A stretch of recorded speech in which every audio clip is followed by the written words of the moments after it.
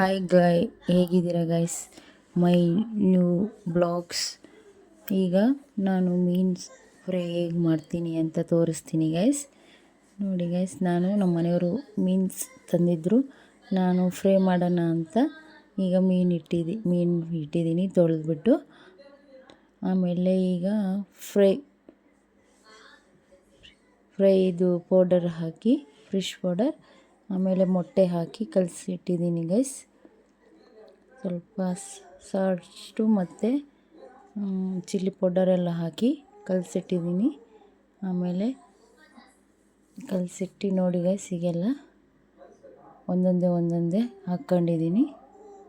ಒಂದೊಂದೇ ಹಾಕ್ಕೊಂಡು ಸ್ವಲ್ಪ ಫ್ರೈನ ಮಾಡಿ ನೋಡಿ ಹಿಂಗೆ ತಿರ್ಸ್ತಾ ಇದ್ದೀನಿ ಗೈಸ್.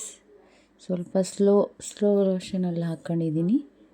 ನೋಡಿ, ಸ್ಲೋ ವರ್ಷನ್ ಹಾಕ್ಕೊಂಡು ನೋಡಿ ಗೈಸ್ ಮಾಡ್ತಾ ಇದ್ದೀನಿ. ಈಗ ಫಿಶ್ಶು ಹೇಗಿದೆ ಅಂತ ತೋರಿಸ್ತೀನಿ. ಸ್ವಲ್ಪ ಎಣ್ಣೆ ಹಾಕ್ಕೊಳ್ತಾ ಇದ್ದೀನಿ, ಡ್ರೈ ಆಗಲಿ ಅಂತ ಲೈಟಾಗಿ. ನೋಡಿ ಗೈಸ್, ಎಣ್ಣೆ ಹಾಕ್ಕೊಂಡು ಆಮೇಲೆ ಮತ್ತು ಸ್ವಲ್ಪ ಡ್ರೈ ಆಗಬೇಕಲ್ವ, ಚೆನ್ನಾಗಿರುತ್ತೆ. ಒಳಗಡೆ ಬೆಂದಿರಲ್ಲ ಗೈಸ್.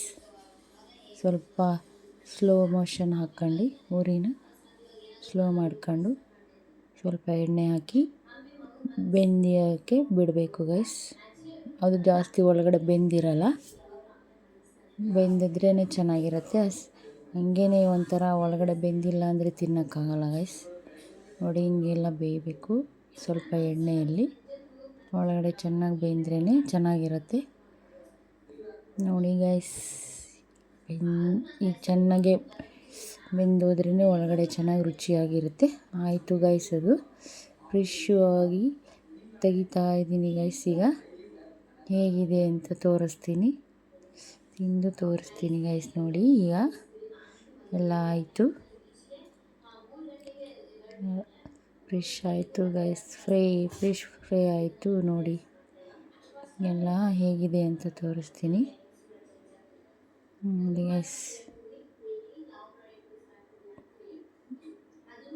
ಸ್ವಲ್ಪ ಎಲ್ಲ ತಕ್ಕೊಂಡು ಇಟ್ಕೊಂಡೆ ಗೈಸ್. ತೆಗೆದುಬಿಟ್ಟು ಇಟ್ಟಿದ್ದೀನಿ. ನೋಡಿ ಗೈಸ್, ಹೇಗೆ ಬಂದಿದೆ. ಚೆನ್ನಾಗಿ ಬಂದಿದೆ ಗೈಸ್.